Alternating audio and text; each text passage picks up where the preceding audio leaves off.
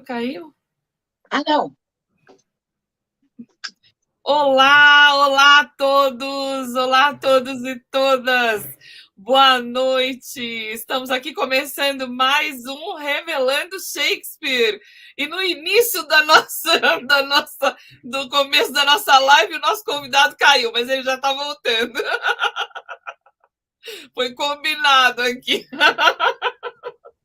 Oi, Flávio. Oi, boa noite a vocês.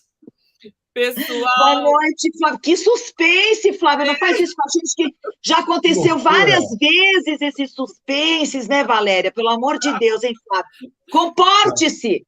Mas agora tá tudo certo. Já estou de volta aqui, para sempre, até o fim da live. Até o fim da live. Olá, então, vou recuperar aqui. Boa noite para quem está chegando aqui. Esse é o Revelando Shakespeare. E hoje nós vamos fazer uma conversa muito, muito promissora, porque vamos falar sobre as pontes e possibilidades de contato entre Dostoiévski e Shakespeare. E para falar sobre isso, nós estamos aqui com o nosso querido convidado, Flávio Ricardo Vassoler. Agora sim, bem-vindo, Flávio. Muito obrigado, Valéria. Olha, é um prazer estar aqui com vocês no canal Revelando Shakespeare. Para as pessoas aqui do canal da Valéria, da Tuna, meu nome é Flávio Ricardo Vassoler, como a Valéria colocou, eu tenho a felicidade de estar toda sexta-feira, estou conhecendo a Tuna hoje, todas as sextas-feiras, desde março, já faz bastante tempo. A Valéria, eu e o nosso querido Vitor Castanho estamos lá na TV 247, no Tríptico 247, das 14h às 16h. A gente fala sobre literatura e teatro, e vai ser uma satisfação enorme falar sobre o Dostoiévski, que é o autor que eu estudei durante muito tempo, e sobre o Shakespeare, que é um autor cuja obra eu admiro muito. Então, muito obrigado pelo convite, Valéria, muito obrigado, é uma satisfação estar aqui.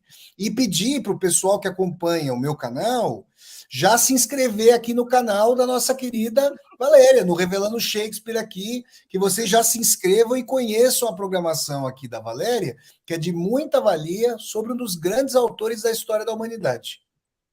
Exatamente. Eu acho que essa troca ela é muito positiva, né? Eu e o Flávio e o Vitor estamos toda sexta-feira lá falando sobre assuntos variados, e trazer o Flávio para cá foi uma coisa que eu falei, meu Deus, a gente tem que fazer isso para poder fazer essa troca, e com certeza ela será muito positiva. E quem está aqui do meu lado é esta atriz maravilhosa, premiadíssima, nossa querida Tuna Dueck. Boa noite, Tuna. Tudo bem com você? Tudo ótimo, minha querida. Boa noite, Valéria. Você está tão bonita, Valéria. Você está... Porque juntou essa iluminação especial com a sua luz toda, tá um brilho, né? Flávio, que honra ter você aqui. E antes de ler um pouquinho, assim, a microbio do Flávio, porque a gente tem que resumir muito, eu quero dizer uma coisa para os nossos seguidores, ouvintes, espectadores, enfim, todas as pessoas que estão aqui, que têm nos acompanhado toda semana, eu quero dizer que o nosso canal, primeiro nós queremos agradecer o crescimento do canal, e que nosso canal é um espaço totalmente livre de troca e de aprendizado. Então, por exemplo, se eu chego e falo, meu Deus, o que eu vou falar? Dostoiévski e Shakespeare, dois ícones gigantescos. Então, a função desse canal é justamente para quem leu e sabe, ir adiante da reflexão e se aprofundar nas camadas. E para quem nunca leu, começar a despertar sua curiosidade e ver que a coisa é muito mais acessível e simples no sentido mais profundo mesmo do que parece, porque a gente, às vezes, se assusta com essa grandiosidade, né, Flávio? Então, a partir do que o Flávio vai trazer também, eu acho que a gente vai sair não só mais enriquecido, mais curioso, mais inquieto, e com menos pudor. Eu, pelo menos, vou sair com menos pudor de dizer, eu não li tudo, eu não sei tudo, eu não conheço tudo, e eu estou aqui para aprender, para receber esse ensinamento, porque a gente se assusta sim, Flávio, porque com essa grandiosidade, essa magnitude desses autores. Bom, dito isso, eu vou te apresentar. Já vou jogar a primeira pergunta. Eu sei que a Valéria depois ela vai dizer quem está aqui, vai dar as boas-vindas a todos, né, Valéria? Sim. Então, primeiro eu vou apresentar o Flávio, aí a Valéria, então, dá as boas-vindas, porque todo mundo adora ouvir seu nome, e, não é, Valéria? E que a Valéria registre com tanto carinho as pessoas que estão aqui. Depois eu vou jogar a minha perguntinha na roda, tá bom? Então, queridos, estamos dando as boas-vindas ao Flávio Ricardo Vassoler, escritor e professor, doutor em letras pela USP, com pós-doutorado em literatura russa pela Northwestern University, nos Estados Unidos, autor de O Evangelho segundo o Talião, N Versos 2013, Tiro de Misericórdia, N Versos 2014, Dostoiévski, que ele vai nos ensinar a pronunciar Dostoiévski como se deve, Dostoiévski e a dialética, Fetichismo da Forma, Utopia como Conteúdo, editora Edra 2018, Diário de um Escritor na Rússia, Edra 2019, e Metamorfoses, Os Anos de Aprendizado de Ricardo V e seu pai. Metamorfoses, Os Anos de Aprendizagem de Ricardo V e seu pai, 2021.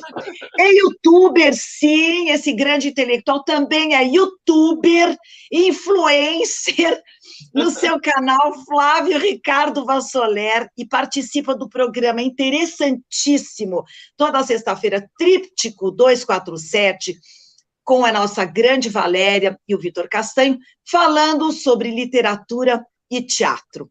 Bem-vindo, Flávio, bem-vindos todos. Com vocês, Valéria, que vai dar as boas-vindas. Hoje nós estamos seguindo o protocolo, né?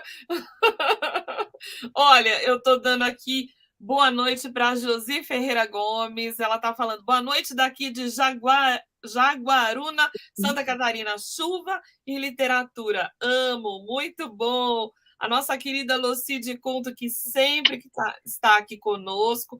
A Josi mandou que nós somos lindos. Muito obrigada.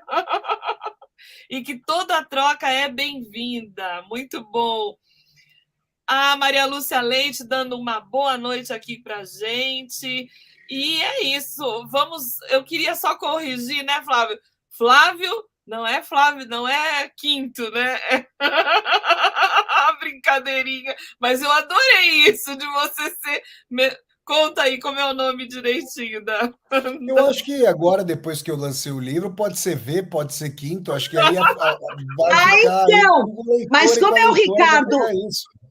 Como é o Ricardo Vassoler, eu botei Quinto mesmo, tá? Excelente, adorei isso. Ficou uma coisa de... Ficou com ares shakespearianos, Ricardo III, Ricardo V. Então, mas por quê?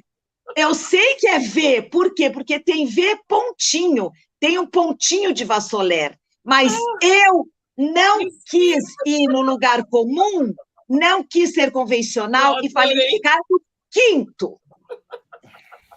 Adorei tudo.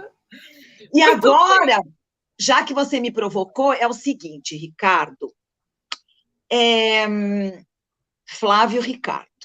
Ele gosta de Ricardo, ele gosta de Ricardo. Ele gosta de Ricardo. Então, porque no 247 em geral é Ricardo. Ricardo, assim, eu não queria cair justamente no lugar comum e pegar, assim, sempre esses paralelos que falam, né? Inclusive citando Freud, de que Hamlet é Édipo Rei, os irmãos Karamazov, todos eles têm em comum essa problemática com o pai, enfim. Mas eu queria que você traçasse um paralelo, não só entre os temas, né? Tipo, o existencialismo, o niilismo, que a gente vai pensar no Hamlet, mas que você traçasse um paralelo entre personagens de Dostoiévski e de... Ih, deu uma travadinha? Acho que travou. Eu acho que sim. E de Shakespeare, né? Com certeza ela vai dar uma... Opa, tá caindo. Voltou, caiu, voltou? Voltou. Qual seria o paralelo em Shakespeare? Você pegar alguns personagens icônicos de Crime e Castigo, dos irmãos Karamazov, do que você quiser, de que obras você escolher, e traçar um paralelo mas de personagens, não necessariamente a trama, mas mais especificamente, mesmo com insights teus, ou se você fez esse estudo, mas que você traçasse um pouco esse paralelo entre os dois, do ponto de vista dos personagens. Obrigada. Olha, muito obrigado, Tuna, pela pergunta. Aqui, pensando durante essa semana sobre alguns pontos para nós conversarmos aqui, né? Claro, esperando as perguntas de vocês, eu comecei a pensar, né? O Harold Bloom, o grande crítico literário, que chegou a dizer que o Shakespeare fundou, né, a dimensão de amor romântico, uma coisa sensacional, me fez pensar sobre Romeu e Julieta. Eu gosto muito, muito de Romeu e Julieta, e a gente fica pensando, né, aquela belíssima cidade italiana de Verona, e a gente pensa nessa rivalidade dos clãs, e numa dimensão de um amor cuja efusividade, cujo pico de realização é completamente fugaz. E é interessante pensar sobre isso, eu já vou, vocês vão entender já por que eu estou falando isso, para a chegada da Dostoiévski, né, partindo de Romeu e Julieta, porque quando a gente pensa, vamos pensar aqui, comecem a pensar no arsenal de filmes que vocês já viram, de livros que vocês já leram com histórias de amor. Reparem como os momentos de felicidade são muito mais circunscritos, são muito mais passageiros do que as tensões da relação, sejam as tensões entre as pessoas envolvidas na relação, sejam as tensões como as tensões dos Montecchio e dos Capuleto, das famílias rivais ali, de Romeu e Julieta.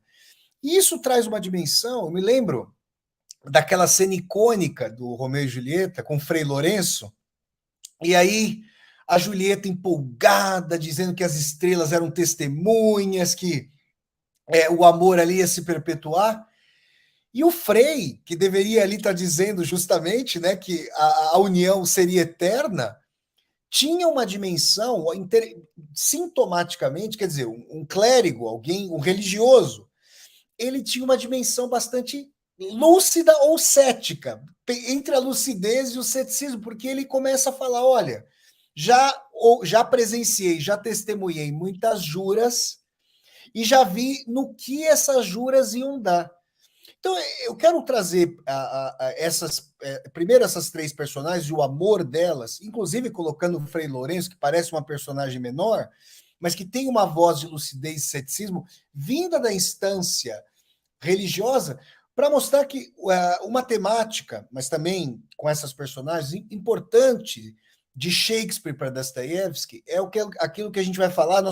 Quando nós falamos sobre Shakespeare, lá abrindo o tríptico 247, na TV 247, eu falei sobre o processo de desencantamento do mundo, de uma secularização dos temas. O Shakespeare ainda lança mão, por exemplo, na sua peça mais famosa, no Hamlet, de elementos sobrenaturais, místicos, o fantasma do pai ali do Hamlet, para dar um ensejo narrativo. Agora, é interessante que em Romeu e Julieta existe, em face da comunhão do amor, uma voz cética por parte daquele que celebra a cerimônia, como se ele fosse uma admoestação, um aviso da instância religiosa, falando, olha, não sei se os nossos valores, se a lógica do amor pode muita coisa contra esse mundo. Então, isso é uma coisa muito interessante. E em que isso é dostoiévskiano? Porque se eu for pensar o amor em Dostoiévski, eu vou ter muita dificuldade, porque muitas vezes existem paixões ardentes, como a paixão do Ragozin, que é uma paixão muito ardente, sensualista. Não é um amor bonito, é um amor de subordinação, é um amor de dominação, do Ragozin pela Anastácia Filipovna, no romance O Idiota. Agora, existe um amor muito bonito, que não é tão ardente como o de Romeu e Julieta, já naquele amor à primeira vista. E, aliás, eu faço um parênteses. É impressionante como algumas expressões que nós tomamos, love is blind, o amor é cego, que vem, salvo engano, do Shakespeare, foram por ele popularizados. Não havia antes dele. É uma coisa impressionante. E aquele amor à primeira vista, com o Romeu ali no baile de máscaras e tal, uma coisa fenomenal. E lá no Romance O Idiota, o príncipe Muishkin, que é, digamos, o protótipo do idiota, e tem um sentido muito peculiar, na verdade, quando a gente lê o romance, a gente fica pensando que idiotas somos nós, no geral, porque não conseguimos oferecer outra face, porque não conseguimos fundar uma sociedade com base na bondade, e o Muishkin se pauta pela dimensão de não lidar com os demais com pedras nos bolsos. E ele tem uma tentativa amorosa fundamental, mas no sentido judaico-cristão daquilo que eu vou chamar de amor ágape, de doação, de entrega. Ele quer redimir a vida de violação, de violência que havia sofrido a Anastácia Filipovna. E por motivos diversos, mas com um sentido de quebra, de ruptura, parecido com o sentido shakespeariano, sentido trágico mesmo, a Anastácia corre dele para aquele justamente que prometera acabar com ela, caso o amor se consumasse, que é o Ragozin que eu mencionei. Então, me parece, para começar com a chave do amor, que em Shakespeare, como em Dostoiévski, e o Dostoiévski num sentido espiritual muito importante, esse mundo não é suficiente para cicatrizar as relações, para cicatrizar aquilo que eu vou falar de cicatrização do espírito. E aí, antes de passar para vocês, para terminar minha fala, eu quero me lembrar aqui, eu sei que a Valéria gosta muito do Chekhov também, e a gente, em algum momento lá do tríptico, imagino que a Tuna também goste muito do Chekhov. Bom, eu sou russófilo, não vou nem... Eu sou até suspeito, né, para falar do Chekhov. Mas, assim, eu vou me lembrar de uma fala do Amos Oz, um grande escritor israelense falecido recentemente, acho que ele faleceu em 2018, faz apenas 3 anos. E ele tem um ensaio chamado Como Curar um Fanático. Ele já essa declaração, essa fala dele, ele chegou inclusive a mencionar numa entrevista que ele concedeu anos e anos atrás ao programa Roda Viva do Brasil, da TV Cultura. E ele também usa essa fala nesse ensaio Como Curar um Fanático. E é muito interessante. O Amos Oz ele diz o seguinte: eu prefiro uma peça tchecoviana a uma peça shakespeariana para tentar resolver os conflitos, por exemplo, entre israelenses e palestinos ali no Oriente Médio. Por quê? Porque ele diz o seguinte: nas peças de Chekhov não acontece praticamente nada, a vida está atravancada, as personagens estão frustradas ao fim e ao cabo, falaram, quando falaram, mas estão vivas ao fim e ao cabo. Elas estão no palco. Ao passo que em Shakespeare, as emoções vão ao limite, vão ao paroxismo. Nós chegamos ao mais profundo do humano. E Dostoiévski, nesse sentido, é um shakespeariano de carteirinha. Mas nós temos escombros no palco, a dimensão de que praticamente não há personagens vivas, que todos ali, partindo de uma dimensão de justiça, como no caso do Hamlet, tomando a justiça, claro, por retaliação, né? Tomando a dimensão de justiça por retaliação. Aí essa justiça é revertida quando o Hamlet acaba matando o pai da moça ali por quem ele tinha ali atração, e a gente tem uma sequência de mortes. O Amos Oz ele vai dizer que ele entrevê na tragédia shakespeariana esse paroxismo dos afetos, esse paroxismo das emoções, que tem uma reversão muito forte dos extremos, na dimensão dos extremos. Tem um aforismo formidável do Dmitry Karamazov ali, da personagem dos irmãos Karamazov: Deus e o diabo estão em luta, e o campo de batalha é o coração do homem, né? Coração do ser humano. Isso é muito shakespeariano, é muito dostoiévskiano, e me parece que, para começar a falar sobre o amor, me parece que mais em Shakespeare, eu ainda consigo encontrar naquelas cenas memoráveis do Romeu e da Julieta, naquela entrega, naquela loquacidade, naquela expressividade, alguma nesga de reconciliação que logo se esvai, infelizmente, né?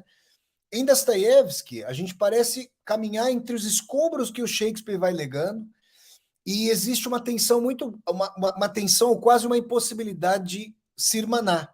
Então me parece que na saga de uma personagem não conseguir imaginar a própria vida para além da dor a que fora submetida, existe aí uma dimensão de uma tragédia já colocada, já posta. A Julieta imaginou, e o Romeu assim também, que pudessem ficar juntos.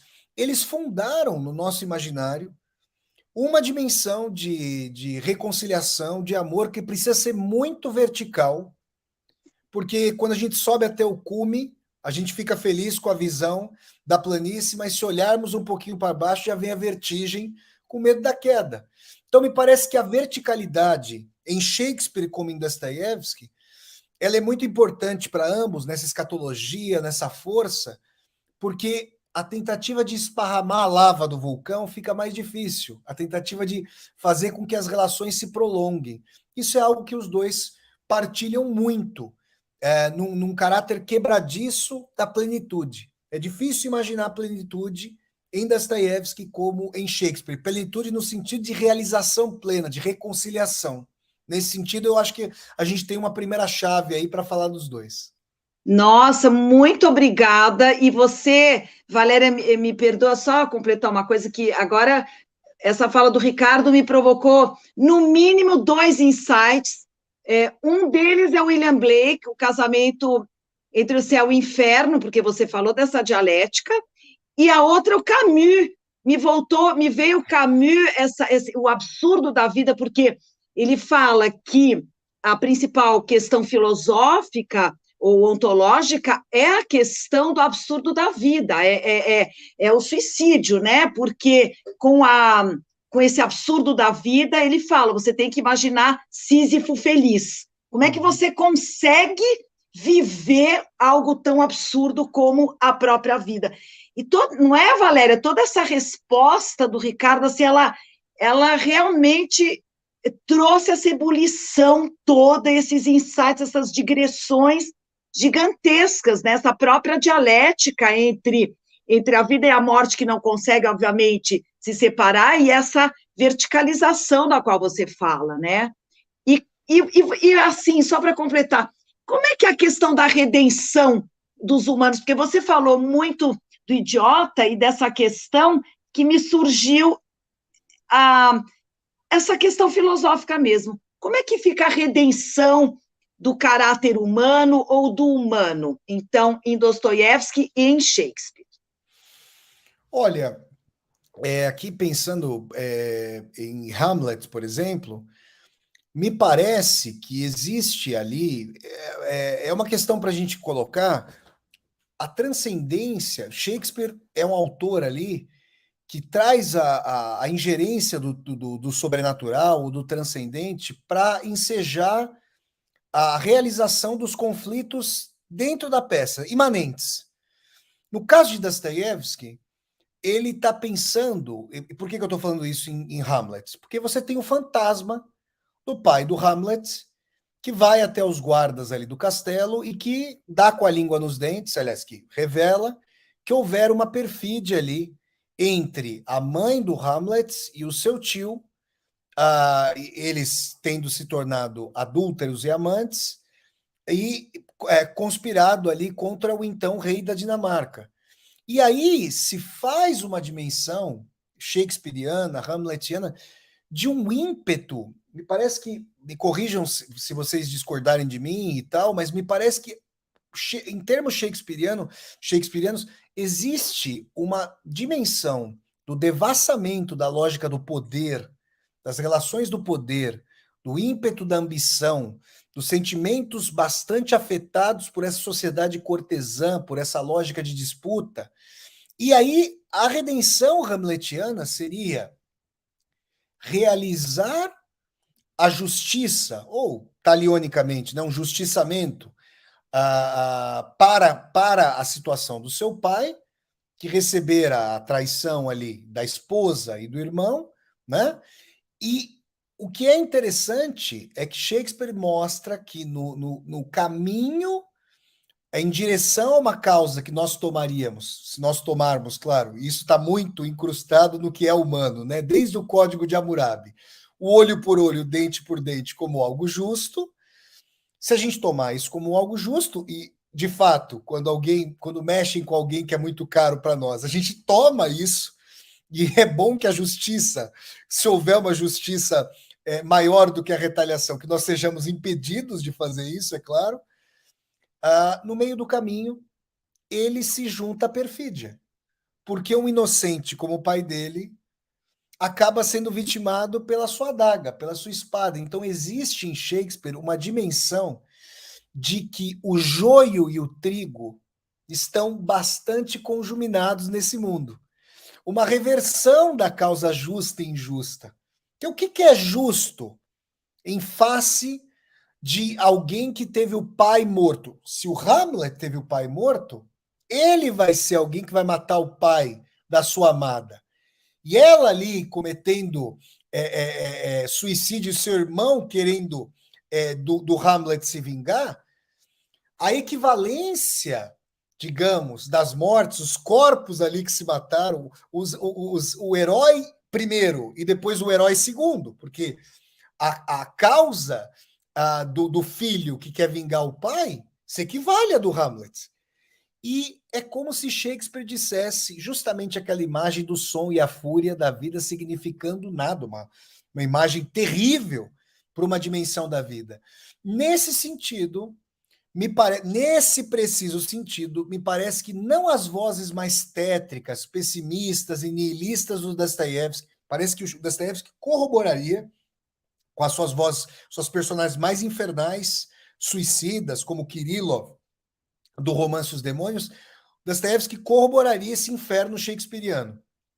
Agora, essa dimensão de vida após a morte, de eternidade, de reconciliação com uma espiritualidade, com uma transcendência muito caras, dimensões muito caras para o Dostoiévski, dariam uma dimensão de que o absurdo não daria tônica para a vida. Então, quando a Tuna cita o Camus, né, com o ensaio lá, o mito de Sísifo, o Camus está tentando imaginar uma permanência nesse mundo, mesmo que nós tenhamos que olhar para os cadáveres do Hamlet e do irmão de sua amada que tentou fazer o que o Hamlet estava buscando, vingar o pai. Então, Dostoiévski veria uma possibilidade outra, transcendente. Essa é uma dimensão da forte espiritualidade em Dostoiévski, que não me parece, salvo engano, ser uma dimensão ali salvífica no Shakespeare. Me parece que o Shakespeare, nesse sentido, ele é ainda mais trágico ou mais pessimista do que o Dostoiévski, que o Dostoiévski, em alguns momentos, tem aspectos de transcendência e redenção. Então, essa imagem dos corpos ali mortos ao fim de Hamlet, por exemplo, essa imagem de sentimentos puros, tomados como puros, virando impuros, essa imagem da equivalência da justiça com a perfídia, com a injustiça, em Dostoiévski teria uma resolução. Eu digo no futuro do pretérito, porque o Dostoiévski também era acossado por dúvidas, uma vez ali que no século XIX havia mais questionamentos radicais sobre a existência ou inexistência de Deus.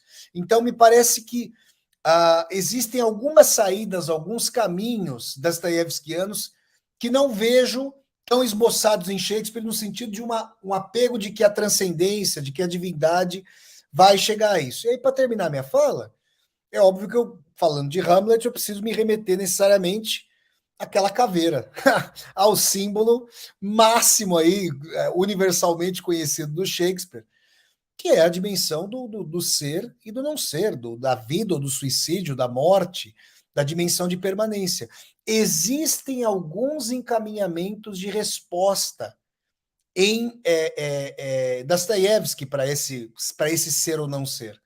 Como se o não ser pudesse ser superado por uma nova vida ou novas vidas. Não sei se eu vejo isso em Shakespeare. E, para terminar mesmo, essa cena, tem uma cena em Hamlet que é interessante, porque quando a mocinha comete suicídio, ela é enterrada num cemitério cristão. E o Shakespeare faz uma coisa que o Dostoiévski também faz, e nesse sentido, Dostoiévski é um shakespeariano de carteirinha.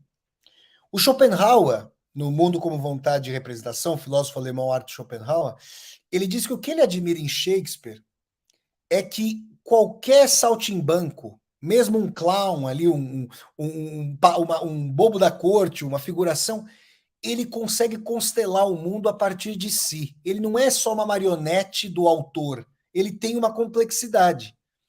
E aqueles coveiros fazem uma reflexão. Numa sociedade de corte, com desigualdade estamental, por nascimento.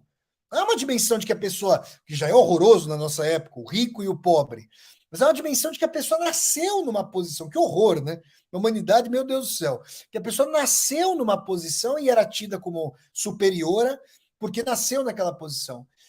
E os coveiros fazem uma reflexão com um grau de criticidade que mesmo as personagens pauperizadas, os humilhados e ofendidos das Dostoiévski também fazem.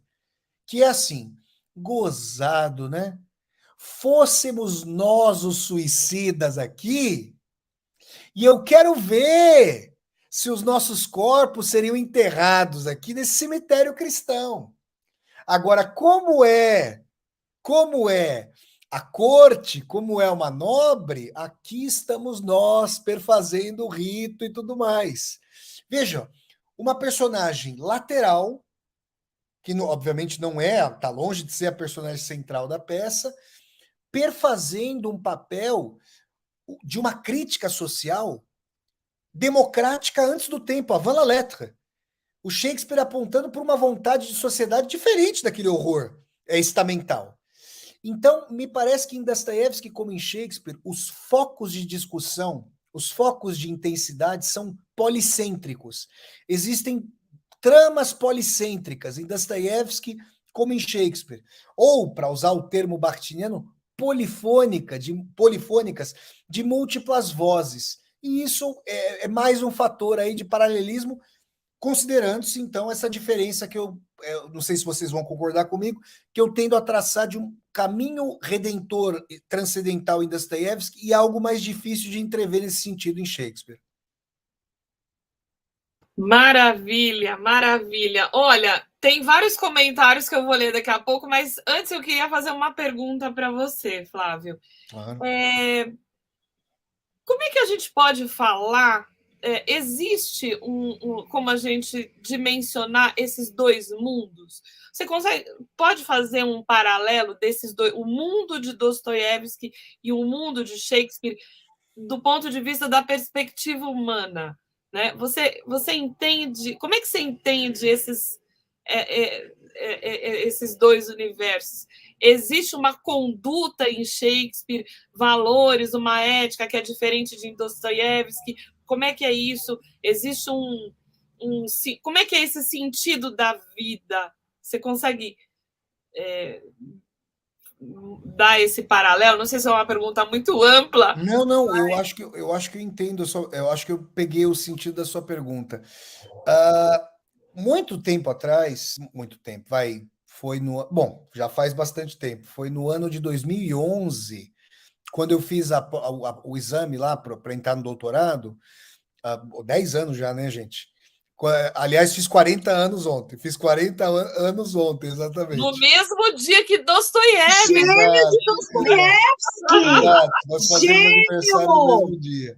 E assim, 10 anos atrás, quando eu fiz o exame para entrar no doutorado, eu estou tentando me lembrar do nome do autor do livro em inglês que discorria sobre realismo. Se ocorrer o nome aqui, eu falo para vocês. Mas havia uma discussão muito interessante e eu me lembro de ter de ter falado sobre o Shakespeare na prova para falar de um mundo shakespeariano, de uma época histórica e valorativa de Shakespeare a diferença do mundo moderno.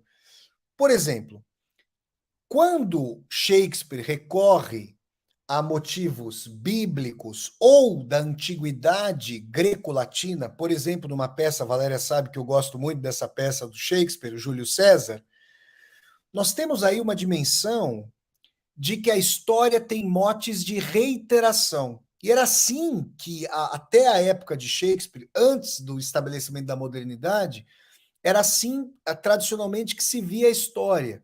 Como se a história fosse trocando os atores e atrizes, os agentes, mas reiterando os seus temas. Por exemplo, se vocês forem estudar ali o período greco-romano, se vocês forem estudar as aulas de história que recebiam os imperadores romanos, eles tinham que conhecer os fatos grandiosos de seus antepassados, mas entender que os motes da história, a ambição, a disputa pelo poder, a sucessão dinástica, a acumulação de dinheiro e assim por diante, eram temas reiterados e que se trocavam os atores e atrizes, os agentes da história, mas que o palco era um palco que se reiterava, uma tradição mais fixa. Nesse sentido, é importante a fala da Valéria, por quê? Porque quando a Valéria fala de um conjunto de valores, a gente percebe que as dimensões de honra, de afirmar a própria honra, de viver numa dimensão de não poder ser humilhado numa sociedade cortesã, uma sociedade em que aqueles que fazem parte da corte vivem necessariamente em função do olhar dos outros, nesse jogo aí que faz com que os clãs sejam muito próximos, as pessoas se casando ali, ou se casando, né? Arranjos de casamento, negócios casamenteiros da lógica do poder aristocrático.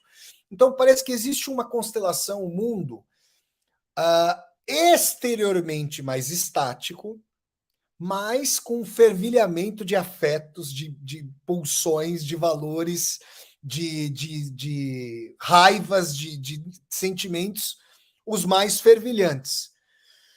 Dessa época pré-moderna, em que a Inglaterra está começando a fervilhar economicamente, nós temos, por exemplo, quando a gente ouve essa fala dos coveiros na peça Hamlet, a gente começa a ver que aqueles moradores dos burgos, né? Aqueles que moravam ao redor, por exemplo, eu estou morando aqui em Braga, né? Cidade ao norte de Portugal. Braga, hoje não, você não consegue ver toda a muralha ao redor do centro de Braga. Mas Braga é uma cidade pré-medieval, inclusive, uma cidade fundada pelos romanos. Tem uma estátua aqui do imperador Otávio Augusto, que fundou a cidade há mais de 2000 anos, antes de Jesus Cristo, né, do nascimento de Jesus Cristo. Mas, de qualquer maneira, e é interessante pensar, né, onde aqui havia um templo para a deusa Ísis, agora há a Catedral Católica. Olha como é que são as coisas. Né? Olha como lá na Cidade do México, onde antes havia o Templo dos Aztecas, na Praça Central, agora a gente tem uma belíssima catedral também judaico-cristã ali. Então a gente vai percebendo essas dimensões de como as culturas vão se colocando, não só muito menos em diálogo umas com as outras, mas tentando soterrar, literalmente nesse caso aqui, né? E a cidade era murada, porque a época medieval, né, não tinha um poder central, os feudos tinham que ter os seus próprios exércitos, e a cidade era fechada, era uma cidade murada. Havia o toque de recolher para quando as portas da cidade seriam fechadas, e os comerciantes, moradores dos burgos ao redor, que tinham poder econômico, não tinham poder político naquela sociedade nobiliárquica. Shakespeare já está mostrando que a voz do que os nobres chamavam de populacho, ou que diziam que eram os vulgares que lidavam com dinheiro, os burgueses, já começava a necessitar de audiência. A nossa época é burguesa por excelência. Então a gente fala de algo com o qual a gente já está acostumado, mas que a época do Shakespeare estava começando a germinar. Então é importante que nas próprias decantações das personagens, vejam, é uma personagem de fora da corte no Hamlet que mostra como a religião era estamental, classista. Como, para eles, a lógica da justiça divina não se aplicava aqui no mundo. Eles deveriam pensar se Deus ia considerar que, se eles eventualmente cometessem suicídio com a mocinha, que eles tivessem a justiça terrena que ela estava tendo ali por ir ao cemitério. Vocês terem uma ideia, gente, só para dizer isso, tem um livro muito interessante que é a História do Suicídio, de um historiador francês, ele foi publicado, o Georges Minois, desse eu me lembro, Georges Minois, História do Suicídio. A época da Idade Média, não só o suicida não podia ter o corpo enterrado num cemitério cristão, isso significava ostracismo não só de quem se foi, mas da família. A família entrava em ostracismo. Como o corpo dessa pessoa muitas vezes tinha que ser violentado, pelo fato de a pessoa ter atentado contra a dádiva de criação da vida por Deus. Isso é histórico. Eu me lembro de conhecer legislações, por exemplo, na França, em que se fazia o seguinte: o suicida tentou se matar, não conseguiu, pena de morte nele. Aí eu pensava assim, pô, mas é o que o cara quer. É o que o cara quer. Mas isso acontecia. Então, assim, esse é um ponto. E esses que não são, obviamente são os mais pobres, mas que morariam ao redor da cidade, nos burgos, eles estão começando a ter voz. Agora, de Shakespeare, do mundo de Shakespeare, do universo shakespeariano, para Dostoiévski, alguns séculos depois, nós temos a transformação burguesa radical da realidade. Né? Dostoiévski é filho do iluminismo, né? Que é a filosofia decantada técnico-científica do movimento das luzes, que o movimento que imaginou, né, que os seres humanos poderiam acabar com a perfídia, com a ignomínia, com a desigualdade, com as hierarquias, com o obscurantismo. Movimento que, com a Revolução Industrial, devolveu para a sociedade um poderio em relação à natureza, em relação ao mundo.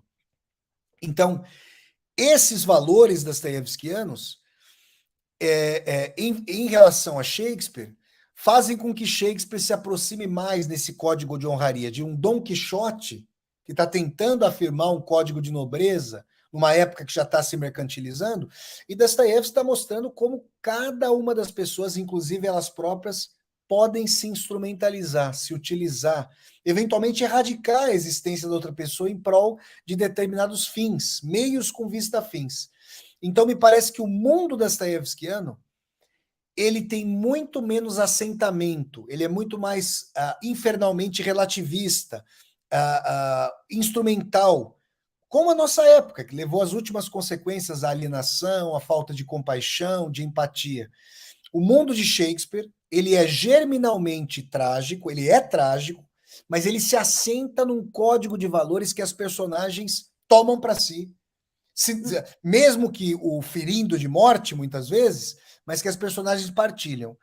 Em Dostoiévski já há um relativismo radical, com um questionamento radical do absoluto, de Deus, dos valores transcendentes. Então, me parece que aí o universo dostoiévskiano é um universo fraturado, é um universo em que um fantasma, como o pai de Hamlet, já não traria o código das estrelas, a cartografia do sentido da vida nas estrelas. As personagens são órfãs. Me parece que Shakespeare está começando a dar à luz a orfandade da modernidade em relação ao absoluto, e Dostoiévski pariu esse processo e trouxe aí os órfãos, inclusive o Smerdyakov, que citaram aqui no comentário, que é um filho bastardo, como, inclusive, outra personagem shakespeariana.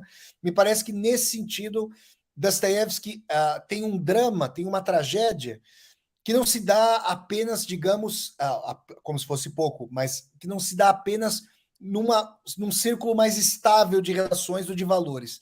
Essa tragédia se dá com a perda do substrato de quaisquer valores, as pessoas, as personagens podendo tomar as atitudes as mais escabrosas possíveis e justificando isso com base na dimensão da satisfação do próprio poder, do próprio narcisismo.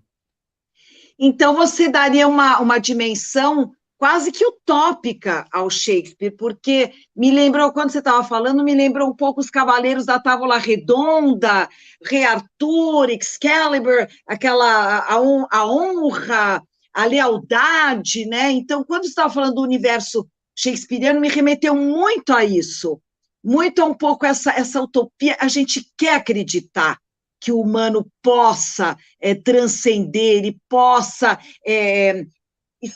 lá cavocar dentro de si e resgatar o que você chamaria de bondade, digamos assim, né? E, ao mesmo tempo, essa visão marxista, né, me lembro de novo também o prefácio do 18 Brumário, obviamente, de Luiz Bonaparte, que a história se repete a primeira vez como tragédia, a segunda como farsa também, né? Acho que você deu essas duas dimensões, né, Ricardo? Quando o Marx fala lá no 18 Brumário sobre essa reiteração, ele está pensando numa colocação do Hegel, do filósofo alemão Georg Hegel, com quem ele está conversando, né? E o Hegel falava, né, que quando a história se repete, a primeira vez como tragédia, a segunda como a história se repete como tragédia, e o Marx falou, e se esqueceu de acrescentar, a segunda como farsa. Não farsa. A minha colocação dizia respeito numa dimensão de que o Shakespeare buscava, na antiguidade, motivos que se reproduziam em sua época, com uma dimensão de que a natureza humana ela pode ser apreendida na sua moldura de valores. Dostoiévski, na sua não mutação, porque a história é mais uma reiteração dos motivos antigos com novos atores e atrizes, com novos agentes. Em Dostoiévski existe sim uma concepção de natureza humana, só que aqueles coveiros podem vir a primeiro plano. Eles podem ter a ambição de reis, como é o caso do pobre estudante lá, o Raskolnikov, que vai se comparar com Napoleão. É a mesma coisa que imaginar o coveiro em Hamlet se comparando com o rei da Dinamarca. Percebam que os guardas do castelo são mediadores da mensagem. Eles não são os protagonistas eles próprios. Então, em Dostoiévski, esses agentes de baixo da modernidade, eles começam a vir à tona com voz, com força, com narcisismo, com megalomania. Então, aí nós temos também um outro escopo de representação de Shakespeare para Dostoiévski. Uma pluralidade maior das classes, ou um protagonismo maior de mais agentes das classes, trazendo um egoísmo, um hedonismo, um narcisismo, uma vontade de afirmação que antes só ficava possível, só era passível para a realeza, né? E que agora a gente tem aquelas tramas medievais e que tem aquelas corridas de cavalo com aquelas lanças, a disputa, e o pessoal que ficava fora dos domínios do castelo só podia fazer o bolão e apostar, mas eles próprios não podiam participar da corrida de lanças. Aqui em Dostoiévski nós temos uma modernidade transpassada pela vaidade de um Raskolnikov que quer se testar, concebendo que Deus possa ter morrido, que quer se testar no mundo dizendo, olha, eu posso ser frio e nihilista como Napoleão, conseguindo aspergir sangue alheio com a minha própria mão, esse é o teste nihilista que o Raskolnikov faz, e sair imune disso porque Deus teria sido exilado do mundo. O não matarás teria sido revogado. Aquilo que se faz com motivo pragmático para a tomada e a manutenção de poder na monarquia shakespeariana, Raskolnikov, que é um forasteiro completo da corte, desconstruída na modernidade, está fazendo para perceber se pode ascender aos quadros daqueles que, por nascimento, por pertencimento social tradicional, eram tidos como os extraordinários, né? Aqueles para quem tudo era permitido. Então percebam que em Raskolnikov e no relativismo da modernidade, na quebra de valores, o que se referenda como certo e errado não é mais o conjunto de bem e mal, honra e manutenção dos valores, mas sim, dá certo ou não dá? Sou pego ou não sou? Posso ou não realizar? Isso que as personagens shakespearianas tentando tomar o poder fazem e recebem aplausos por parte da população que as vê imantadas do poder divino real, em Dostoiévski recebe o trama de se disseminar pelo cotidiano mesmo das relações. Muito bem, eu vou ter que colocar uma pergunta aqui, duas, que vão se encavalar, porque eu acho que elas têm a ver com esse momento. E, pessoal, daqui a pouco eu já estou lendo aí os comentários de vocês. Olha, deixa eu colocar aqui a pergunta do nosso querido Daniel. Tá visualizando aí, né? Tô. Deixa eu colocar aqui, vamos lá. Olá, Flávio, tudo bom? Aqui quem fala é Daniel Abrantes. Muito obrigado pela participação no Revelando Shakespeare. Estou deixando minha pergunta gravada e você está aí em excelente companhia ao lado de Valéria Marque e Tuna Dweck. A minha pergunta é sobre o seguinte: como você enxerga a figura de Deus na obra de Dostoiévski e como Deus influencia os personagens, como ele está ali presente? E que relações isso tem com a obra de Shakespeare? Como Deus também interfere ali nas narrativas de Shakespeare. Muito obrigado mais uma vez e até a próxima. Muito bom. Olha, eu acho que eu já dei várias pistas, né? Já dei várias pistas aqui sobre o que eu vou dizer, mas eu quero citar um exemplo daquilo que a dimensão de um valor maior, de um absoluto, que me parece bastante tensionado na obra do Shakespeare, curioso, né? Me parece que Shakespeare, afora algumas interferências do sobrenatural, me parece que Shakespeare tem mais afinidades com Maquiavel, no jogo do poder ali, do que o Dostoiévski, digamos. Mas tem uma cena muito importante ali no romance O Idiota, que eu vou citar pela segunda vez, que é o romance do Dostoiévski, né? O Ganya é uma personagem interesseira, dinheirista, quer se casar com a Anastácia por puro interesse, para pegar o dote dela, porque na época vocês podem se lembrar, né, desse horror de instituição do dote, né, que o pai da noiva dava para o marido, quer dizer, passava da dominação do pai para o marido, um horror, né, um horror completo. Era uma coisa estabelecida então, né? E o Ganya queria se casar com a Anastácia pura e simplesmente por isso. Anastácia havia sido aviltada pelo Totski, que cuidara dela desde pequena, mas que ao mesmo tempo tivera relações com ela, e como vocês sabem, naquele tipo de sociedade coisificada, patriarcal, se a mulher não era virgem, tinha dificuldade para o casamento. Quer dizer, meu pai do céu, pelo menos hoje a humanidade evoluiu, um pouco evoluiu, aí a gente pode falar de evoluções.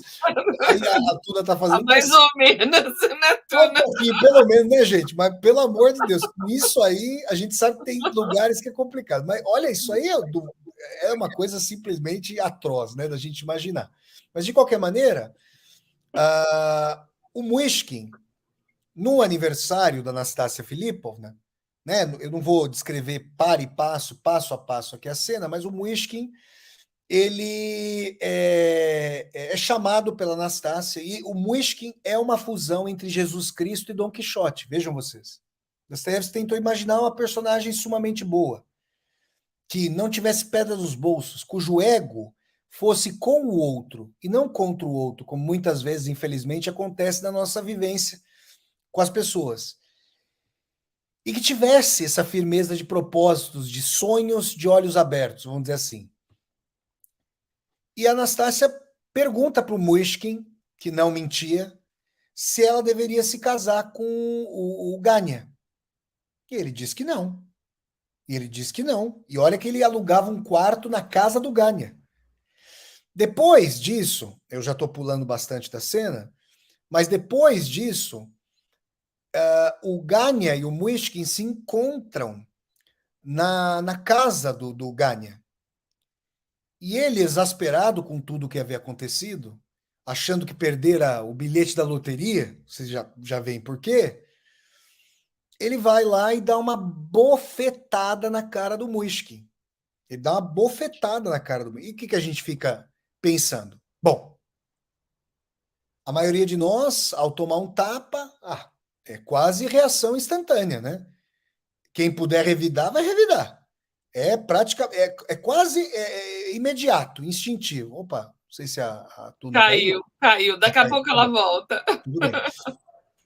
É quase reação instintiva. E o Muishkin, Valéria, e todas e todos vocês, ele diz uma coisa das mais bonitas. Ele vai vai às lágrimas, sente dor, claro, obviamente se sente aviltado, humilhado, mas ele se volta pro Ganya e fala assim: você não deveria ter feito isso. Quando você se der conta do que você fez, esse tapa vai doer mais em você do que está doendo em mim agora. E essa é uma das colocações mais bonitas da obra de Dostoiévski. E uma colocação que pressupõe todo um caminho do espírito para aquilo que eu vou chamar de cicatrização do espírito. Por que o Muishkin falou isso? Porque para ele havia um valor absoluto, Deus, com sua lógica do perdão, do amor, da compaixão, que dava a dimensão de que ferir o outro é também ferir a si próprio, que é mutilar a si mesmo, que é fazer com que essa interação entre nós, porque nós somos seres sociais, inequivocamente, né? Em cada coisa que eu faço, no meu nome, no nome que eu carrego, eu tenho outro. Caso Ricardo é meu avô. Eu fui chamado de Flávio Ricardo para depois me chamar, né? E o Muishkin falou uma coisa que parece enigmática a princípio, mas que dá a dimensão para mostrar para o Ganya como ele estava mutilando a si próprio em prol de um valor maior, de comunhão, um valor divino, transcendental. Essa dimensão é uma síntese do valor divino, da figura divina em Dostoiévski, uma mediação para o arrependimento, para a comunhão, para o ímpeto de perdão, para o reencontro. Isso pensado em Dostoiévski, me parece que Shakespeare vai lançar um mundo de poder, focalizando esse tema do poder, né, que é talvez o tema máximo aí mesmo no amor. Quer dizer, quem vence o amor de Romeu e Julieta? É a disputa entre os Montecchi e os Capuleto. Não é o amor dos dois. Então, me parece que o Shakespeare é um Dostoiévski sem Deus, eu falaria assim. Não que não haja o sobrenatural e a interferência de forças e valores maiores além mundo.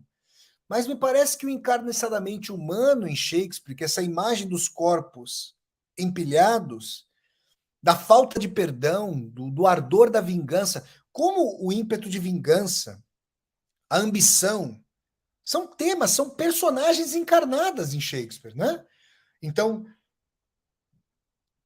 essas tramas, esses desejos incestuosos, tabus, infrações, quebras, que são muito recorrentes em Shakespeare, em Dostoiévski teriam com a mediação de valores divinos, absolutos, transcendentais, teriam uma cicatrização.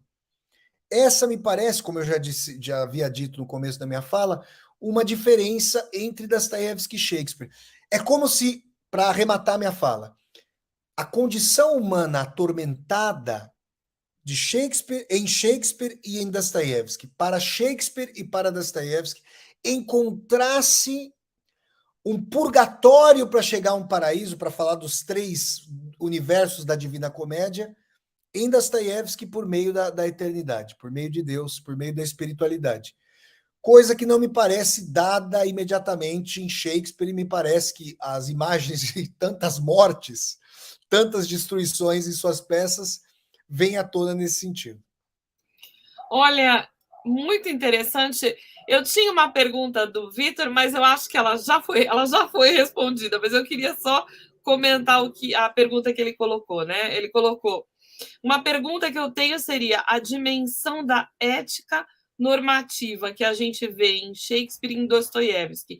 A personagem de Edmundo em Rei Lear mais ou menos assume a máxima de que não existe Deus e age de uma forma absolutamente tirânica.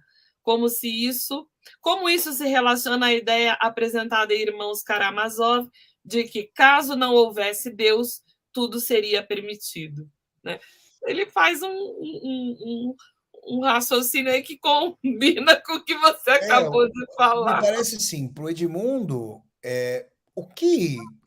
só o que ele não tivesse condições de fazer por ser covarde ou por não ser suficientemente hábil não estaria autorizado. É um horror, né? Porque a gente chega num mundo de aporias, de quebras, de fraturas. Olha, eu fico pensando o seguinte: eu não preciso, a Valéria não precisa, a Tuna não precisa, nós não precisamos nos lembrar do que a gente disse ontem. Porque eu sei que a gente pauta a nossa vida por trabalho, por dignidade, por honestidade. Temos todas e todos nossas contradições, mas eu não preciso me lembrar. Né? Eu não preciso. Eu não falei nada de que eu tenha que me envergonhar. Agora, uma pessoa como o Edmundo aqui, shakespeariano, meu Deus, a cada momento ele falou algo articulado para saber, ó, eu vou usar essa pessoa como? E por que ele se arrependeria? Essa é a questão shakespeariana e dostoiévskiana. Com base em quê? Com base em quê? Se para ele o ego e o ego em cima do trono é a única coisa que vale na vida. Então, no caso dostoiévskiano, o antídoto seria a retomada da conexão com Deus. Mas o próprio Dostoiévski via o que a modernidade, bom, a nossa época está ilustrando. Uma relativização radical dos valores, uma dimensão de alienação em relação à dor do outro, não preciso falar da pandemia, de tudo que a gente presenciou. Então, me parece que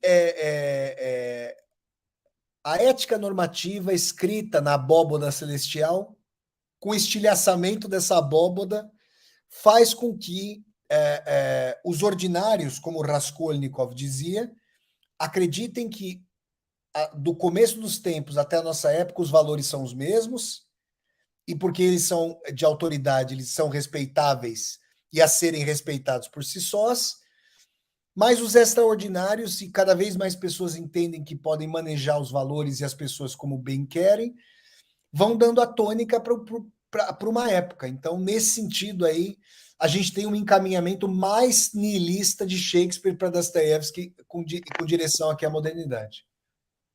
E a questão do livre-arbítrio que se coloca, né? Você está escolhendo o tempo todo. Então, você está exercendo a sua liberdade, já que escolher é o exercício da sua liberdade, e não tem mais o que é a escolha certa, o que é a escolha errada. Porque a dimensão humana, ela está tão individualizada, ela é tão egocentrada, que acabou, a alteridade foi-se, né, Ricardo? Exatamente, perfeito. É um relativismo, com o perdão do paradoxo aqui no termo, é um relativismo absoluto. Porque o relativismo pressuporia, né, a quebra com o absoluto. Relativismo absoluto, no sentido de que não há uma base, um sustentáculo para os valores. É uma crise lancinante. As personagens de Dostoiévski, ora sentem nostalgia de uma época que ouvi o canto gregoriano. Aliás, como é bonito ouvir órgão e canto gregoriano dentro de uma igreja. E quando vocês vierem a Portugal, quando vocês estiverem aqui em Portugal, tem uma cidade aqui pertinho de Braga chamada Guimarães, e tem uma igreja medieval gótica do século... olha, eu estou falando para vocês do século X, século X. E ela é uma igreja com um ambiente bastante escuro, de compenetração, e eu tive a boa fortuna de entrar nessa igreja e... Tararã, tararã, começou a tocar o órgão, eu fiquei arrepiado, eu falei, meu Deus, e você realmente sente uma presença do absoluto, como se você fizesse parte de algo maior do que você. É uma das acepções do amor, de comunhão com o universo, que a nossa época padece. Não é isso? Que a nossa época perdeu e se sente fraturada. Então, as personagens da Dostoiévski padecem porque sentem a beleza desse órgão, mas não conseguem acreditar nessa comunhão, ou não se veem imersas nessa comunhão. É uma imagem que me veio agora quando eu visitei essa igreja aí há alguns meses. Que maravilha. Deixa eu só dar uma comentada aqui. O Marco Grabolos, ele falou, boa noite, agradeço pela existência de ambos os canais, Revelando Shakespeare e Flávio Ricardo Vassoler. Muito bom. Legal, e ele, obrigado. Olha que interessante, ele também tinha comentado, né, da mesma questão, né? Se for pertinente, gostaria de lembrar o paralelo entre Smerdyakov, dos irmãos Karamazov, e Edmundo, do rei Lear, ambos bastardos, e de certa forma tramando contra o pai, manipulando o irmão. Queria dar um oizinho para a nossa querida Elizabeth Ramos, professora Elizabeth Ramos, já esteve aqui falando de Shakespeare, maravilhosa. Aí já tivemos aqui vários comentários que já foram de outros momentos, mas que a Miriam, que está aqui com a gente, muito bom, especialista em Dostoiévski. Excelente. Excelente, excelente. Leandro, querido Leandro, que está sempre por aqui. E, bom, enfim, nosso querido Rosinaldo Luna, muito bom. Boa noite, delícia encontrar vocês. E a Josi comentou: sem Deus e sem justiça tudo é permitido, né? Exatamente. Muito bem. O que mais que nós podemos falar sobre esses dois, Flávio? O que você sente, por exemplo, em relação a... Existe uma temática, por exemplo, o Dostoiévski tem algo que ele perseguia ou que ele reproduzia de Shakespeare? Você sente... O que na obra dele a gente consegue ver mais que tem a ver com Shakespeare? Isso a gente consegue ver nos personagens, como a Tuna falou, isso a gente consegue ver nas temáticas, ou simplesmente na condição, no processo dele como um escritor para falar sobre o homem, né? Sobre o ser humano e o seu tempo. Eu acho que, bom, pegando... Posso só completar? Claro. Só para o Ricardo se aprofundar nessa questão também. Ambos têm tragédias pessoais que influenciaram suas obras, né? Quer dizer, o Shakespeare com a morte do filho, o afogamento da sobrinha, o Dostoiévski, como diz o Ricardo, foi preso, foi enfim, passou pelos trabalhos forçados, ameaçado de morte. Então, essa dimensão trágica dos dois, você não acha que também os aproxima, não só como fonte, né, de criação, mas que os aproxima também essa dimensão trágica da vida pessoal, Ricardo? Olha, Dostoiévski utilizou muito da sua experiência como quem foi condenado à morte por ter feito... Aliás, deixa eu explicar uma coisa que agora a Tuna falou. Eu estou pronunciando o sobrenome do autor como Dostoiévski, porque em russo, quando o O é átono, e no sobrenome Dostoiévski, a sílaba tônica é a semivogal Ye, quando o O é átono, ele é pronunciado como A. Então, por exemplo, Dostoiévski, Gogol, Chekhov, Fyodor, Tolstói. Então, essas são as pronúncias seguindo essa regrinha, né? De que quando o O é átono, ele é pronunciado como A. Dostoiévski foi condenado à morte, ele fez parte de um círculo revolucionário no fim da década de 1840. Ele falou muito sobre a pena de morte na sua obra, ele discutiu esse aspecto. Essa experiência da Sibéria, da prisão por trabalhos forçados, foi algo que trouxe muita dimensão. Eu diria o seguinte: Dostoiévski é um autor que está utilizando os termos da condição humana para falar de mudança, porque a época de Dostoiévski era a época da revolução, a época da mudança. Imaginem vocês, o Shakespeare está lidando com tradições de dinastias de séculos, que estão ali decantadas no poder e imantadas de um poder religioso. Eram deuses na Terra, né? Os monarcas. Assim se pensava o absolutismo monárquico. Dostoiévski está lidando com uma frase que sintetiza uma época do Marx e do Engels, lá no Manifesto Comunista. Tudo que é sagrado é profanado. Tudo que é sólido desmancha no ar. Agora, o que é interessante? Se a Valéria puder colocar aquele comentário do Smerdyakov e da personagem do Shakespeare novamente aqui na tela, para eu falar o nome do rapaz que fez a pergunta. Do Marco. Isso, do Marco. Aliás, muito obrigado ao Marco pela pergunta e pelo elogio ao canal aqui da Valéria e ao meu canal. Olha lá.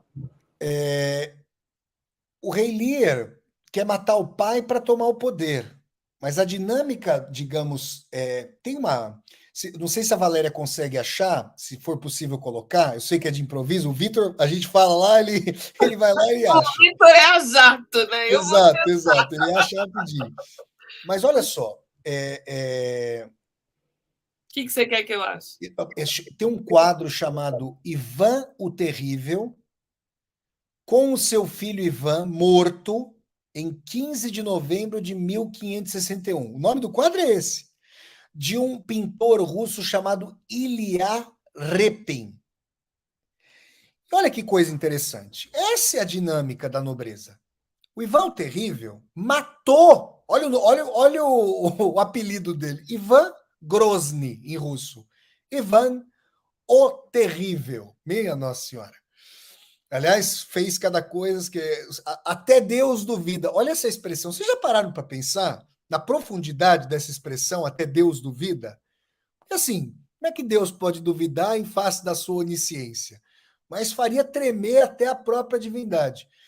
Ivan o Terrível tinha matado seu filho, porque supostamente o filho participara de uma trama para tomar o poder do pai. Então, esses jogos de poder da nobreza eram recorrentes. E lembremos-nos de que a família burguesa mononuclear, ela não estava formada ainda. A família, tal como nós compreendemos hoje, ela não estava formada. Se a gente for se lembrar de Roma, uma relação entre irmãos não era necessariamente incestuosa. Os irmãos transavam por vezes. Agora, olha que interessante. Smerdyakov, aí, exatamente, perfeito. Esse é o quadro que a Tuna está mostrando. Olha, gente, esse quadro... Ô, Tuna, você vai, por sacanagem, eu abaixei a foto aqui. Esse quadro, gente, maravilhoso, trágico. Olha só, não sei se a Tuna puder aproximar um pouco mais. Olha como o pai, quem fez isso com o filho foi o pai. Mas aqui não tem só o rei tendo morto um postulante ao trono. É um pai abraçando um filho que o pai matara. Então, assim, esse quadro é maravilhoso porque ele mostra a dor ele mostra o orgulho do rei e a dor do pai. A derrota do postulante, né, ao trono e, ao mesmo tempo, a dor daquele que mataram o próprio pai. Olha que coisa interessante. Esse quadro é maravilhoso. Esse quadro é sumamente shakespeariano. São as tramas incestuosas.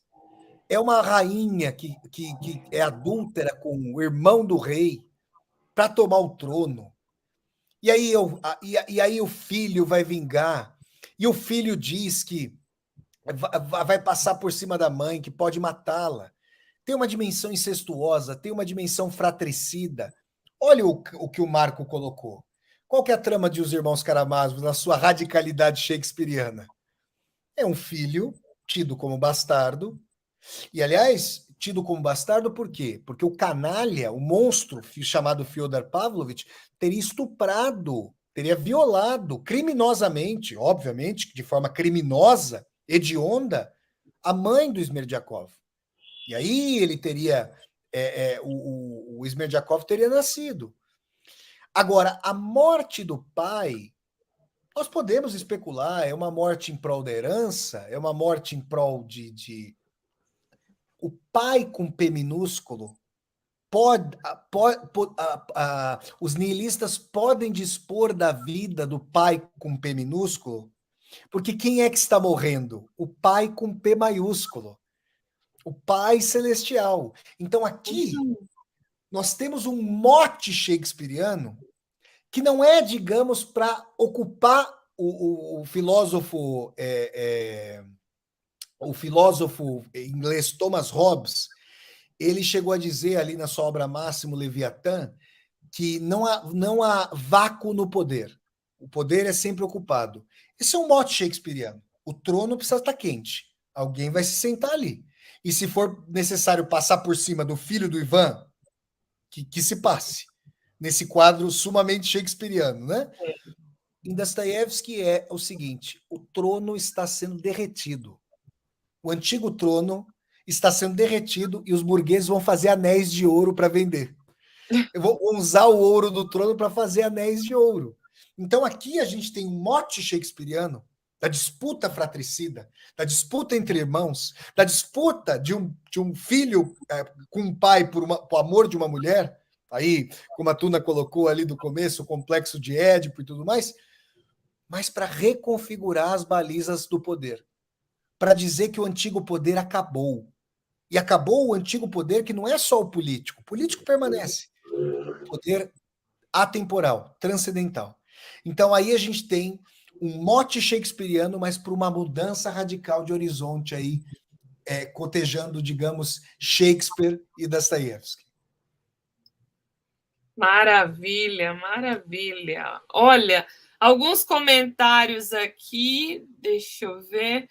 A Laline Casais, que estava lá com a gente no Exato, estava lá hoje. Exato. Ela comentou: Dostoiévski foi condenado à morte, que triste. Parece ser o destino de todas e todos que trazem luz ao nosso lindo planeta azul de grandes desafios. Pois é. E aí o comentário da Josi: terrível foi o que a Flor de Lis fez. Oh, meu Deus, também. A Flor de Lis, a Flor de Lis é aquela deputada que assassinou o próprio marido. Nossa, meu Deus do céu. E se descobriu. É uma que tem vários filhos, ela adotou muitos filhos, ela tem muitos filhos. E ela cometeu justamente esse assassinato. Né? Agora, só para me remeter a um ponto, aí eu não tinha me remetido a um ponto que eu considero importante, que é da pergunta da Tuna. Eu não vou entrar num aspecto íntimo, mas eu tenho uma pessoa na minha família que sofreu um acidente de carro há muitos anos. A pessoa não está mais viva, e eu estou falando isso porque essa pessoa adorava ler Shakespeare, adorava. E foi shakespeariano, ao me dizer.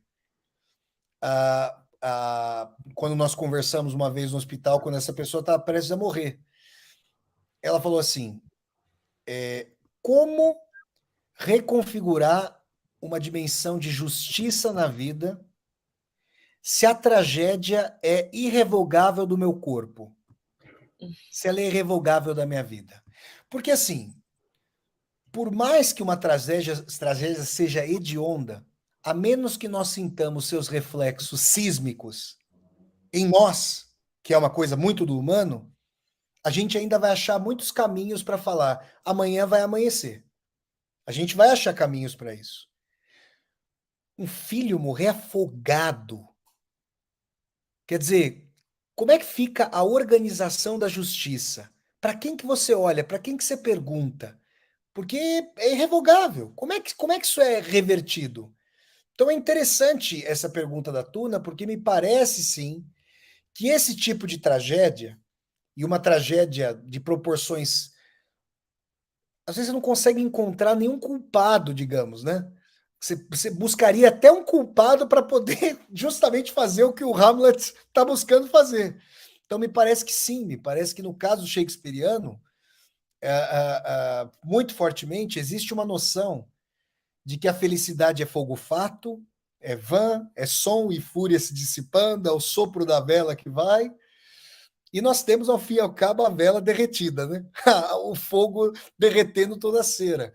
Então, me parece que essa tragédia é um marco muito fundamental, como só ia acontecer com pessoas que passaram por tragédias, tendo, de uma forma ou de outra, permanecendo na vida ou querendo dela ir embora. Parece que essas pessoas que passam por tragédia chegam a uma dimensão de ver a caveira do Hamlet, que é encruzilhada. Você não vai mais linearmente. Ou você vai para um lado ou você vai para o outro. Essa tragédia aparta isso. Então, acho muito interessante essa pergunta da Tuna para para fazer essa consideração aqui sobre a qual eu ainda não tinha falado. Maravilha, maravilha. Ó, vou ler só mais alguns comentários. A Ana Bandeira, que está sempre aqui com a gente também, está lá no Tríptico. Foi ótima a live, como sempre. O João Ulisses, nosso querido João Ulisses, chegou atrasado por questão de trabalho, mas certamente vou ver depois Dostoiévski e Shakespeare, só pode ser coisa boa. Exatamente. E a Pax perguntou: comédia e drama em Shakespeare, mas sempre se associa ao Dostoiévski ao drama, nunca comédia. E ele faz rir muitas vezes, um riso de nós mesmos. Muito legal. E a Maria do Carmo comentou: que maravilha ouvir relatos literários em tempos em que a cultura anda em baixa nesse governo de horror. Realmente. E uma última coisinha aqui. Olha, a Josi comentou 18 filhos adotivos da Flor de Lis, que matou o marido. Nossa. E o Harry comentou: gente, aquela história de que Shakespeare era, na verdade, Francis Bacon, faz algum sentido ou é mais uma lenda? Não, é mais uma lenda. Os shakespearianos não acreditam nada disso. Tem, inclusive, aquele filme feito pelo Roland Emmerich, que fez Independence Day, né? O filme se chama Anonymous. Mas o filme, eu assisti o filme é muito estranho. Ele transforma o Shakespeare num fantoche, num boneco. Mas o Shakespeare era um homem de teatro, ele sabia do seu ofício, ele sabia muita coisa, né? E ele se apropriava de muitas histórias, ele era um grande adaptador, né? Porque tem aquela ideia de que Shakespeare não teria tido o estudo, então por isso não poderia saber todas essas questões, nunca saiu da Inglaterra, mas ele era um homem que tinha, sim, esse conhecimento e utilizava de maneira muito dinâmica, cenicamente, esse conhecimento. Então, isso aí é fofoca. Muito bem, estamos chegando... Olha... Que horas são aí, Ricardo? Que horas são? Aqui, 7 para meia-noite. Pois é, nós vamos encerrar nossa live. Coitado do Ricardo, ele está desde cedo, né? E hoje tivemos uma satisfação falar sobre esses dois grandes autores aí. Deixa eu fazer uma pergunta para vocês duas agora, shakespearianas, que é a seguinte: uma vez eu ouvi um comentário na faculdade sobre o fato de que quando Shakespeare ganhou o dinheiro suficiente com o seu trabalho artístico, ele picou a mula. Isso é verdade? Ele realmente se retirou da lide dramatúrgica ou não? Como é que era isso? Como é que era a relação do Shakespeare com o público, com o dinheiro? Ele teve uma carreira bem sucedida, ele ganhou sim dinheiro, ele teve uma vida confortável as condições da sua morte elas são um pouco obscuras, mas aí tem uma lenda de que ele teria saído para comemorar com os amigos, eu não sei se né? E aí acabou tendo uma bebedeira e acabou falecendo. Ele morreu, acho que ele tinha 50 e poucos anos, mas para nós é muito jovem. Naquele momento até que viveu bastante, né? Para aquela época histórica. Exatamente, para aquela época era uma idade já avançada. Então ele teve uma vida, vamos dizer assim, uma vida boa nesse sentido, né? Quando a gente vai na cidade de Stratford, que é maravilhosa, você vê as casas, você entra onde ele viveu, as casas é maravilhoso, é maravilhoso. Como é que... Conta um pouquinho, Valéria, conta um pouquinho como é que é ali, conta pra gente. Lá é interessante porque é o suprassumo de você, vamos dizer, explorar no bom sentido tudo que você tem naquela cidade. É uma cidade pequenininha, linda, com um rio. Então, você tem ali a sede da Royal Shakespeare Company, que é uma das maiores companhias de teatro do mundo. O teatro de lá é absolutamente incrível. Você pode fazer um percurso de ir em todas as casas. Aí, ó. Você Olha vai só. conhecendo a casa que ele morou, que ele era criança, onde o pai era. O que o pai dele, que o pai dele e a mãe dele faziam? O pai dele fazia luvas, né? Olha só. E então tem os objetos das luvas, tal. É interessante, Flávio, porque a casa era pequena, vamos dizer assim, tudo quer dizer, era uma casa grande para nosso dia, nosso momento, lá. Mas lá dentro é pequeno e as camas eram muito pequenas.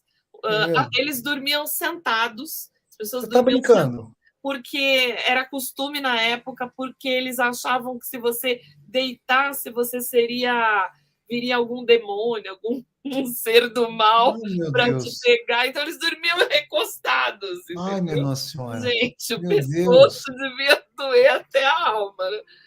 E aí o que eles fizeram? Você faz um circuito para a casa dele, a casa da filha, a casa da fazenda da filha, tem um cottage, é tudo lindo, absolutamente lindo. E tem o museu, tem você entra e tem vídeos, filmes, objetos. Então é bem legal, é bem legal. E a cidade é linda, absolutamente linda. Aí, olha. Eu cheguei a levar já, junto com a minha sócia Erika Butzai, a gente levou alunos. Fizemos oficinas na Royal Shakespeare Company, de teatro, com alunos adolescentes, jovens. É incrível, é maravilhoso, é uma experiência. É uma cidade que está a 3 horas de Londres. Então, certo. Assim, quem puder um dia aí, chama Stratford upon Avon, né? Porque tem o rio Avon lá. É lindo, é simplesmente lindo. Vale a pena ir e dormir lá. Vale a pena, não faça aquela coisa de ir no mesmo dia e ir embora, não. Fica lá uns dias, uns 5 dias lá, que vale a pena. Sensacional. E ele começou o primeiro comando de peça dele, direção de peça dele, foi por lá mesmo? Não, acho que ele foi já para Londres, né? Já foi para Londres. Já foi direto para Londres. Que eu saiba, sim, tanto que foi já no Globe, né? Tá. Já no Globe. Que é outra experiência maravilhosa. Maravilhosa. Nossa, tem uma visita guiada fantástica lá. Você pode fazer curso, você pode... E a melhor coisa é assistir de pé, né, Tuna? Assistir o espetáculo de pé. E assim, tem uma relação simbiótica quando a gente vai para lá, porque você acredita em tudo que te falarem. Ricardo, tudo que te falarem, você vai acreditar. Se falarem, olha, ele levantou, foi comer um frango ali, você acredita. Porque existe toda uma mística ali que você compra como sendo verdade. É quase que pirandeliana a experiência, porque é assim, não me importa, é ben trovato, como se diz em italiano, né? Não so se è vero o non è vero, ma ben trovato. Quer dizer, não sei se é verdade ou não, mas é tão bem contada essa história que eu quero acreditar. É uma coisa que mexe muito no emocional da gente, não é, Valéria? Dá uma taquicardia, você fala, ai, eu tô aqui. A gente sabe que o lugar original não é aquele, né, Valéria? Porque ele foi reconstruído, tal, não importa. Você realmente se catapulta. Eu digo que é como entrar no Santo Sepulcro em Jerusalém. É uma experiência que independe de qualquer religião. Você entra naquele lugar e parece que o ar se materializa, acontece alguma coisa dentro da gente, independentemente de qualquer religião, qualquer credo, qualquer cultura, qualquer crença. É uma experiência muito parecida, porque ela mexe em coisas extremamente atávicas. Eu sinto isso. Como shakespearianos, a gente não é racional.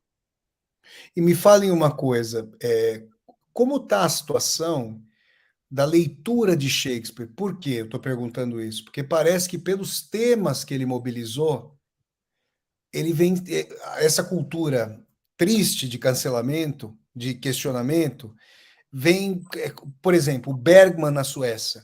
É uma coisa impressionante, mas o Bergman na Suécia, o grande Ingmar Bergman, está sendo questionado radicalmente.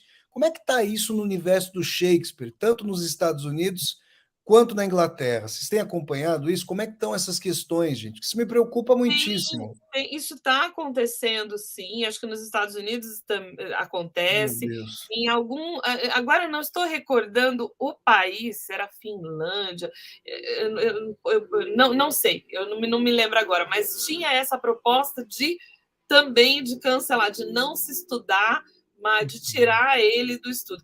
Então, quer dizer, isso é muito complexo, porque a gente tem que entender o autor dentro do contexto da época dele, né? É óbvio que há questões... O Shakespeare, eu acho que ele foi muito multifacetado, ele colocava em cena vários lados de uma mesma situação, né? Mas, mesmo assim, lógico, a gente tem que entender, quando a gente falou do Mercador de Veneza, a gente teve aqui a Maria Padilha e o Amir Haddad lendo o Mercador de Veneza e falando sobre o Mercador de Veneza. E mais a Liana Leão e a Fernanda Medeiros junto. Nessa análise se falou, quer dizer, existia sim uma visão preconceituosa do judeu naquela sociedade, né? Mas, ao mesmo tempo, o Shakespeare coloca na boca dele, do judeu, Shylock. Do Shylock, uma das falas mais interessantes. Eu não sou humano, eu não tenho... entende? Eu não sinto... Um dos monólogos mais sensacionais da história da literatura, meu Deus do céu. Eu adoro, e eu fico muito nervosa quando acham que é uma peça antissemita, eu quero pular no pescoço de quem fala isso, porque é justamente o que a Valéria estava falando, quando ele fala, escuta, se você me queimar, não vai doer, se você me cortar, não vou sangrar. Se derem um tapa no meu rosto, não dói também? Tá equiparando, tá trazendo uma equiparação. E a coisa assim, eu não vou sangrar, para mim é muito forte. Então ao mesmo tempo... E de certa forma, desculpe, Val, se você pegar a palavra judeu no Mercador de Veneza, se você pegar a fala do Shylock e começar a substituir por negro, mulher, indígena, tem uma dimensão humana tão profunda. Então se eu sou indígena, você me queimar não vai doer? Eu sou indígena, você me cortar não vou sangrar? Se eu sou mulher, se eu sou negro, se eu sou... É impressionante. Substitui a palavra judeu por todas essas palavras. Se eu for trans, se eu for gay, whatever. Substitua e veja a dimensão humana que tem esse solilóquio. É impressionante, né? Exatamente. Mas eu acho que o Shakespeare, ele dá os dois lados, né? Ele dá, não é os dois lados, ele dá visões amplas sobre várias situações. Nunca é uma coisa, isso é bom e aquilo é ruim, entendeu? Ele vai colocando essas possibilidades de visões, mesmo na questão das mulheres. A gente até analisou, falou do Conto de Inverno, falou de outras peças onde tem esse componente da questão da mulher, mas também tem outros momentos onde ele coloca essas mulheres em posições de poder, né?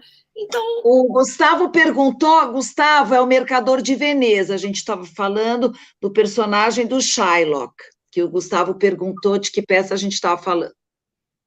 Exatamente.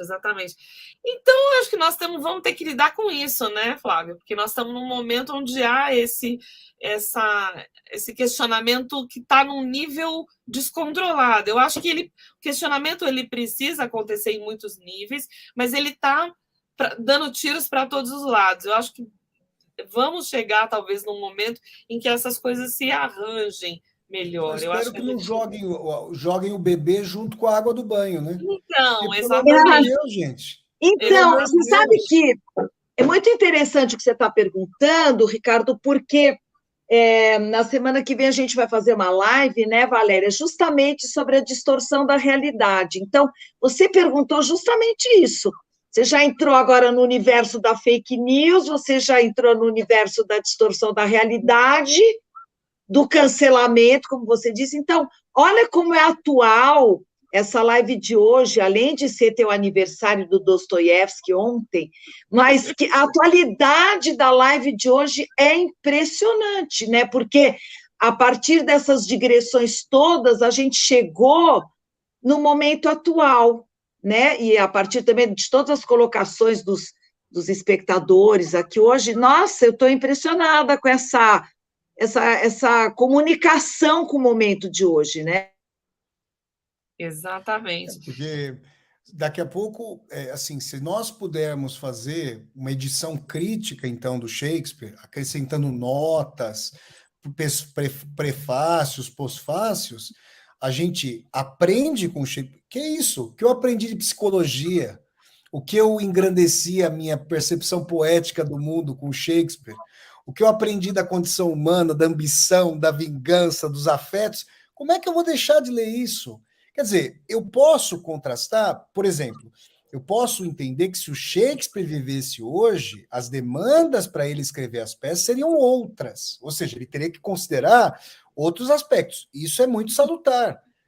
Mas fazer um anacronismo e deixar de ler um autor, a gente está realmente destruindo uma dimensão aí de um parâmetro, de um cânone fundamental. Se o cânone deveria ser mais democrático, essa é uma grande discussão. Né, para que ele seja para além do Ocidente, com etnias várias, religiões várias, nacionalidades várias, múltiplos gêneros, orientações afetivas, tudo sensacional. Mas como é que a gente vai deixar um autor dessa envergadura? O mesmo se poderia dizer do Dostoiévski, tem xenofobia, tem antissemitismo, tem uma série de questões tétricas do Dostoiévski. Como é que a gente deixaria de aprender com um dos maiores psicólogos aí da condição humana, que antecipou o Freud mesmo, dizendo tantos temas que o Freud sistematizaria? É uma discussão, né? Por isso que eu fico muito alarmado, muitas vezes, com essa dimensão. Acho que a imagem é essa mesmo, jogar o bebê fora, jogar água do banho e jogar o bebê fora. Exatamente isso. Mas eu acho que a gente está num período muito conturbado, entendeu? Então, assim, o que nós pudermos fazer dentro do nosso âmbito para ajudar a esclarecer isso, como a gente está tendo essa discussão agora, eu acho que isso é positivo, né? Porque a gente está num momento assim, um pouco de euforia, sabe? Aquela euforia que no fim vai lá e você vai com a arma e acaba matando o outro, entendeu? Quer dizer, pela justiça eu vou lá e cometo uma injustiça, que eu acho que é isso o que está acontecendo. Aliás, eu achei muito interessante o seu comentário sobre o Laerte e o Hamlet, né? A mesma posição dos dois, o Laerte se vingando do Hamlet ter matado o pai dele, Exato. Né? E o Hamlet, achei muito interessante isso. A gente falou lá no começo da live, gente. Foi no comecinho. Aliás, ó, quem não assistiu desde o começo, assiste, porque está muito legal. Eu peço a vocês que compartilhem a live, que se inscrevam no canal.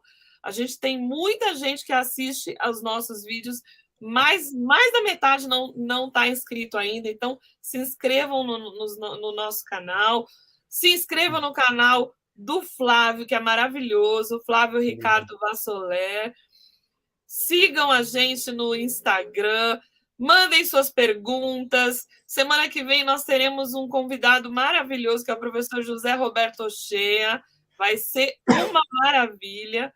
E eu queria que você desse as suas considerações finais, Flávio, e além de agradecer imensamente você ter vindo aqui no canal, conversado conosco, dividido aí esse conhecimento todo sobre Dostoiévski e Shakespeare.